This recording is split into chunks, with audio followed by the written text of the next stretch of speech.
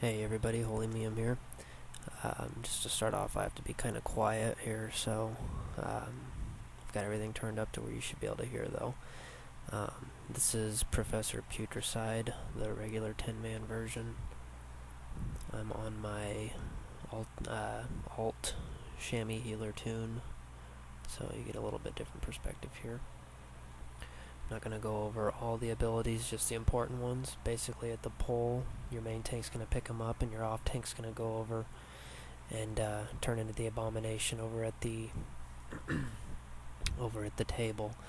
You'll see these slime pools coming out.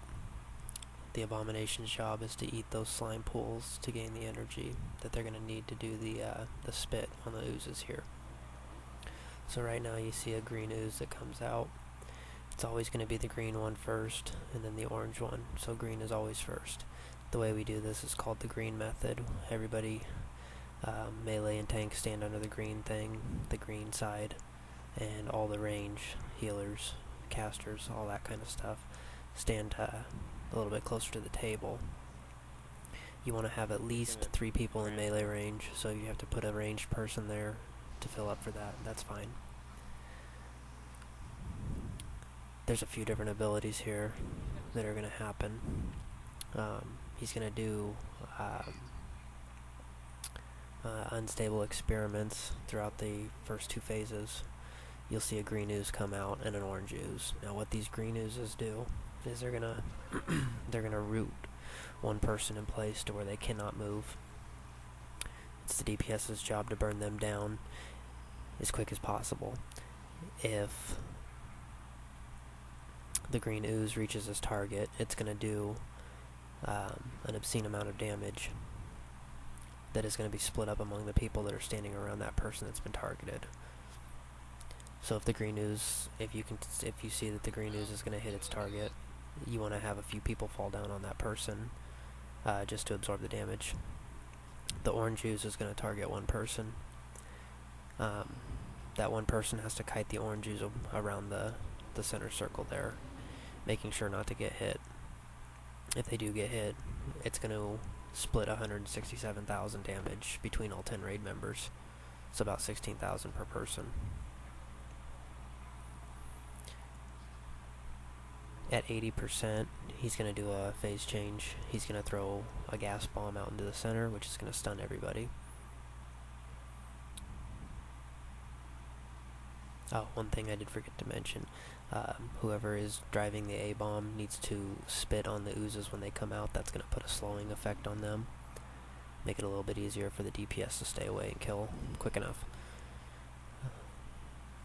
At 80%, he's going to throw a gas bomb out to the center. He's going to run over to his table, and he's going to gain a couple abilities after everybody becomes unstunned. You'll see these big green beach ball looking things come flying out. That's called malleable goo. He's going to target one person and throw it at that person. Everybody needs to run away from that goo, not get hit by it. If you do get hit by it, it's going to do quite a bit of damage, and it's going to put a pretty big cast debuff on you, which is going to slow your casting speed by quite a bit. So a regular 1 second cast now turns into a 5 or 6 second cast, so make sure not to get hit by malleable goo. He's also going to be putting flasks on the ground. You want to kite him away from those flasks, making sure that nobody stands in it or hits it. Those flasks are going to tick damage. They're going to do pulsating damage, so you got to make sure you get away from them. At the end of their duration, they're going to explode and do an obscene amount of damage, which will pretty much one-shot anybody, so make sure you're not around the flasks when they blow up. Basically, the whole point of this fight is ad control. You want to make sure that green ooze goes down quick. Well, you want both oozes to go down quick. That green one is the one that'll pretty much screw you up, though, if it gets enough shots off. Because like you can see, when it does hit a person, it knocks them back. So you want to try and keep it to where your healers aren't getting hit.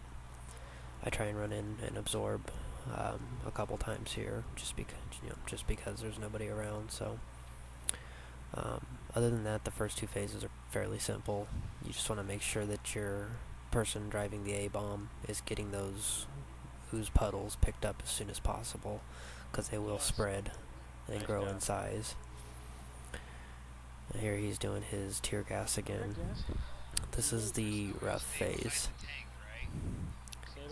And this phase, he's going to hit quite a bit harder. This will happen at 30%. He's going to hit quite a bit harder, and you're going to lose your A-bomb, so nobody will be there to be eating up the slimes. This is when you want to pop Bloodlust and all your DPS cooldowns. The main tank is going to pick him up, and he's going to do a stacking debuff. When the main tank gets one stack of that debuff, the off tank taunts. Now the main tank is going to taunt back after the off tank has two stacks, so it's going to go one, taunt, off tank gets 1, 2, main tank taunts back, main tank gets 2, 3, off tank taunts back, off tank gets 3, 4, main tank taunts back, and you just keep doing this cycle. The reason you're doing this is because for each stack that's up, the raid is taking constant damage. That sequence there is the least amount of damage that you can possibly take. There is no other sequence that'll make you take less damage. There is no other sequence out there that's going to make you take as little damage as this one. So just make sure you guys do your taunts right and you're good. Stay at the ooze puddles. This is where it can get pretty hectic because you no longer have to deal with the slimes, but you still have to deal with malleable goo constantly moving because the slime puddles are getting pretty big here. If anybody that has the debuffs, the stacking debuffs, dies, he's going to get healed for quite a bit, and it's pretty much a wipe, so it's imperative that you keep your tanks up no matter what. Other than that, it's not too bad of a fight. Just make sure your DPS is up to par, and you're golden. Word.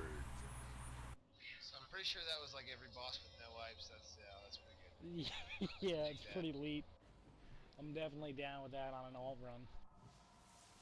Yeah.